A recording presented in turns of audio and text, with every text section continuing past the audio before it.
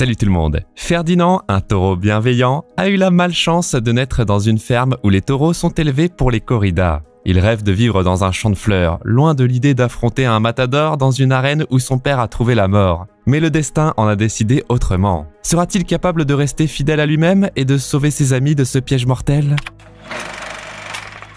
De jeunes veaux espiègles jouent dans la cour de la petite ferme espagnole de Señor Moreno, testant la force de leurs cornes encore fragiles. Le doux Ferdinand évite ces jeux-là et il préfère s'occuper des belles plantes et inhaler leur pollen parfumé. Soudainement, les veaux interrompent leur activité ludique pour regarder les camions dans lesquels est arrivé un matador afin de choisir le taureau pour la corrida. Ici, à la ferme, le rêve de tous les taureaux est d'être choisi et de combattre dans l'arène. L'arrogant Valiante rêve de devenir un grand taureau féroce, capable d'écraser le matador et, en tant que champion, vivre comme un roi pour le reste de sa vie. Le petit guapo, timide, qui est effrayé rien qu'à l'évocation du mot matador, rêve lui aussi de gloire, tout comme Bones, un taureau naïf qui est trop maigre pour participer au combat. Malgré l'ardeur de ses camarades, Ferdinand ne partage pas leur passion et Valiante se moque constamment de lui à cause de ça. Les taureaux adultes sortent pour montrer leur force au matador. Tout comme Valiante et Ferdinand, leurs pères sont des ennemis jurés qui se battent furieusement dans l'arène. Le matador choisit le père de Ferdinand et son rival amer doit accepter la défaite. Cependant, le petit Ferdinand n'est pas du tout content de la tournure des événements. Il ne veut pas que son père parte combattre dans l'arène, car il ne comprend sincèrement pas en quoi devenir un champion peut être une bonne chose. Son père le rassure en disant que les choses changeront quand il sera plus grand. Mais Ferdinand, éternel bienveillant, est certain qu'il ne voudra jamais se battre. Can I be a champ without fighting, maybe?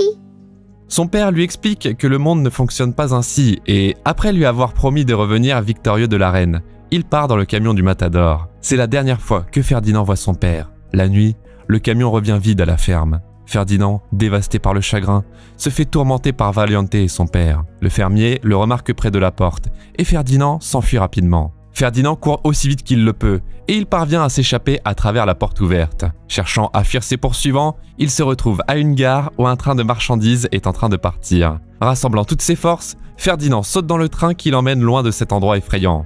À l'arrêt suivant, il se précipite hors de sa cachette et il court là où ses pattes le mènent. Soudainement, il est effrayé par les aboiements d'un chien et, pris de panique, le petit veau tombe d'une falaise au bord de laquelle il aperçoit un homme étrange et un chien. Par une matinée ensoleillée, Ferdinand se réveille dans un bâtiment inconnu. Une petite fille, nommée Nina, une marguerite dans les cheveux, apparaît à la porte, promettant de s'occuper du veau. Nina emmène Ferdinand à l'extérieur et lui dit que c'est maintenant sa maison. Elle laisse Ferdinand dans un champ sans fin parsemé de fleurs aux couleurs vives. Ferdinand se retrouve dans l'endroit de ses rêves, où il n'a pas à combattre et peut profiter de la beauté du monde et de la nature. Entouré d'amour et de soins, Ferdinand grandit aux soins de sa nouvelle famille et devient un taureau grand et fort qui, malgré ça, reste très gentil et aime sincèrement sa propriétaire. Il vit en paix et en harmonie avec tous les animaux de la ferme, y compris le chien Paco. Un autre matin ensoleillé, Ferdinand tente de remonter le moral de Paco, qui est triste, mais Paco semble plus sombre qu'un nuage d'orage. Have you ever seen me stoked? Look, I've got some bad news. Mais Ferdinand, insouciant, empêche son ami de lui annoncer la mauvaise nouvelle le jour qu'il a le plus attendu de l'année, le festival des fleurs. Ignorant le chien stressé, le taureau arrose avec enthousiasme les fleurs avant de se diriger vers la ville pour le festival, tandis que Nina et son père se préparent également à y aller. Mais le père de Nina dit soudainement à sa fille que son ami ne peut plus les accompagner car il est devenu un énorme taureau, qui n'a pas l'air aussi bon à l'extérieur qu'il l'est réellement à l'intérieur. Pour remonter le moral de sa fille, il laisse Paco monter dans le camion et ils partent pour le festival. Ferdinand rêve de les accompagner et voir les fleurs colorées, mais il est seul et agité. Il cherche un signe venu d'en haut qui lui donnerait la permission d'assister à la fête. If that orange doesn't fall by the time I count to 3, I'm going. 1. Malgré les signes lui disant de ne pas y aller, Ferdinand est poussé par son désir et il se précipite en ville. Dans une place remplie de villageois et de fleurs, Ferdinand retrouve Nina et son père, mais dans sa tentative d'atteindre sa chère propriétaire, il se retrouve pris dans le linge suspendu et atterrit maladroitement sur une abeille. Nina et les habitants sont horrifiés de le voir dans cet état-là, car ils voient en lui une bête massive et furieuse au lieu d'un taureau effrayé et inoffensif. Aveuglé par la douleur, Ferdinand court et détruit tout sur son passage, avant de se faire attraper par la police, qui est venue protéger les citoyens innocents du danger. Cette fois-ci, Ferdinand est incapable de s'échapper. Le taureau est attaché et jeté dans un camion devant Nina, qui n'est pas autorisée à ramener son ami à la maison. Après un long voyage, Ferdinand aperçoit à travers la fenêtre de sa cage la sculpture d'un taureau douloureusement familier et il réalise qu'il a été ramené à la ferme de Seigneur Moreno. Alors que Ferdinand devient agité dans ses tentatives de se libérer du camion, les fermiers jettent Loupé, une chèvre apaisante à l'intérieur. Dans l'agitation, Ferdinand tombe de la remorque et effraie Loupé avec son apparence imposante. À la surprise de Loupé, cependant, Ferdinand lui demande de l'aide, ce qui rend la chèvre folle. Sans écouter ce que Ferdinand souhaite réellement, Loupé, qui rêve de devenir une entraîneuse de corrida, décide de devenir coach de Ferdinand. La chèvre prend avec enthousiasme les responsabilités qu'elle s'est imposées et elle escorte le taureau dans la cour où il est accueilli par ses anciens compagnons qui sont choqués de voir à quel point il a grandi. Parmi eux, Ferdinand repère le tyran Valiente. Loupé emmène Ferdinand à l'étable où elle reste avec lui. Pendant la nuit, alors que la chèvre dort, Ferdinand tente de s'échapper de la ferme, mais il s'avère que la clôture qui l'entoure est électrifiée. Le lendemain matin, la ferme se réveille avec la nouvelle excitante que le célèbre matador El Primero est en route pour les voir, à la recherche d'un taureau pour son dernier combat. Le matador pompeux apparaît dans une luxueuse décapotable rouge et il exige que Seigneur Moreno lui donne son meilleur taureau. Le fermier ordonne tout de suite aux animaux d'aller dans l'arène. Loupé est enthousiaste à l'idée d'enseigner à Ferdinand les subtilités de la corrida et elle espère qu'El Primero le choisira, tout comme Seigneur Moreno. Cependant, lorsque le matador entre dans l'arène, le doux géant recule face au combat. Guapo, qui n'a toujours pas surmonté sa peur d'enfance, tente d'impressionner le matador, mais il s'évanouit sous le regard sévère d'El Primero. Bien que le spectacle se termine en un échec complet, Seigneur Moreno persuade le matador de lui donner une autre chance. Sur le chemin de leur enclos, les taureaux furieux accusent Ferdinand de déshonorer tout le monde.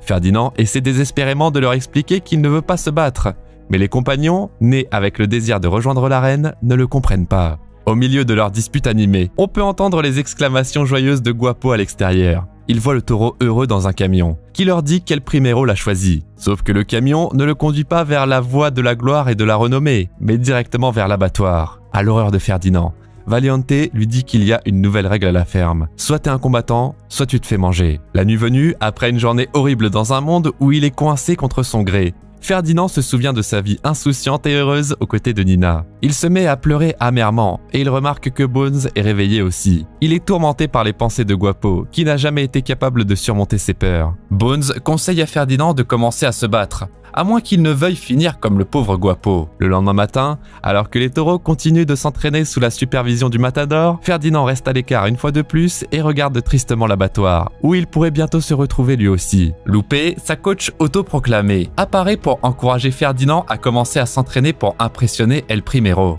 Sauf que Ferdinand intervient pour sauver un lapin, qui était à deux doigts de se faire piétiner par le taureau Angus. Après avoir repoussé le taureau, Ferdinand effectue un massage cardiaque et du bouche à bouche sur le lapin terrifié pour le ramener à la vie. Ignorant les moqueries de Valiente, Ferdinand se précipite pour présenter ses excuses à Angus.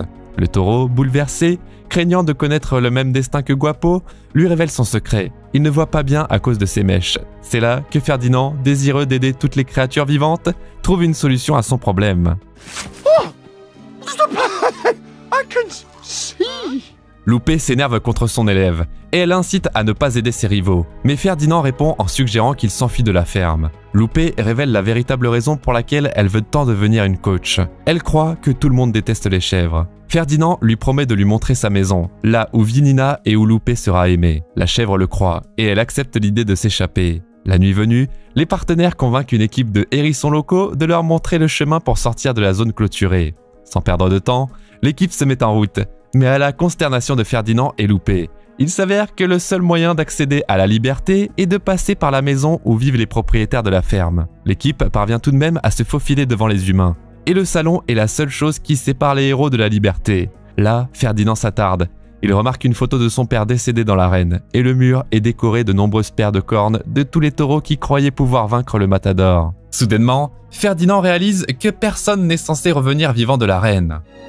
The bull never wins. Ferdinand réalise que ceux qui sont restés à la ferme sont trompés dans leur rêve de victoire et de gloire éternelle. Il refuse donc de fuir maintenant, et il décide de revenir pour sauver ses amis. Après être retourné à l'étable, Ferdinand partage avec les autres ce qu'il a vu chez Moreno. Pour soutenir son récit, les hérissons apportent les cornes des taureaux qui combattaient dans l'arène. Ferdinand persuade tout le monde de s'échapper et de fuir loin des dangers, à l'exception de Valiente, qui traite Ferdinand de lâche avant de l'attaquer. En se défendant, Ferdinand utilise sa force immense pour briser la corne de Valiente.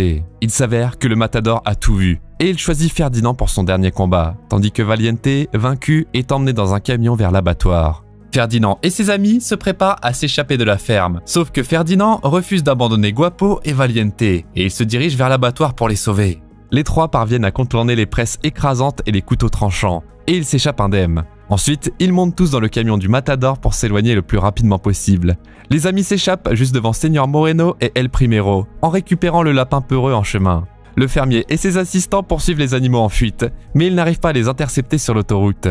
La poursuite continue dans les rues de la ville et les mène à la gare. Ferdinand, qui a déjà réussi à s'échapper comme ça une fois, presse ses amis de monter à bord d'un train de marchandises qui s'apprête à partir. Ils parviennent à le rattraper et à y monter, mais Ferdinand n'arrive pas à sauter sur le train déjà en mouvement, et il se fait capturer par leurs poursuivants, tout comme Lupe. Le propriétaire de Paco voit un reportage à la télé sur des taureaux en liberté à Madrid, et il appelle tout de suite Nina pour lui dire d'aller retrouver son ami perdu. Ferdinand se fait préparer, contre son gré, pour affronter El Primero dans l'arène. Lupe tente d'encourager le taureau, mais les portes se referment, ne laissant à Ferdinand qu'une seule voie, droit vers l'arène. Au milieu d'applaudissements tonitruants, le matador s'avance dans l'arène, accompagné de Ferdinand. Le taureau regarde anxieusement autour de lui, les oreilles plaquées contre sa tête, et il recule au lieu de charger El Primero. Les assistants du matador l'encerclent et le poussent avec des lances, alors que Ferdinand court en panique autour de l'arène. La muleta se retrouve accrochée à ses cornes, ce qui crée un spectacle où le taureau et le matador échangent leur place, et finalement, Ferdinand parvient à projeter son adversaire hors de l'arène. Le matador, furieux, revient pour poursuivre le combat et se précipite sur le taureau. Mais Ferdinand, voyant une fleur écrasée sous son sabot, refuse de se battre et se fige au milieu de l'arène, avec l'épée du matador pointée vers lui. El Primero s'apprête à porter le coup final, mais soudainement, le public intervient. La foule hue le matador, exigeant qu'il laisse vivre Ferdinand, et El Primero est contraint de céder. Criant de joie, Nina se précipite dans l'arène en direction de Ferdinand, suivi de ses amis. Plus tard, tous les animaux déménagent à la ferme de Nina et de son père, où ils sont accueillis par Paco. Lupe les rejoint également et se retrouve dans les bras d'un propriétaire aimant pour la première fois. Is this love? Comme toujours, tu peux retrouver le nom du film dans la description, et en attendant, tu peux nous dire dans les commentaires si tu penses que le bien vaincra toujours le mal. N'oublie pas de laisser un like et de t'abonner à la chaîne pour voir encore plus de récaps passionnants.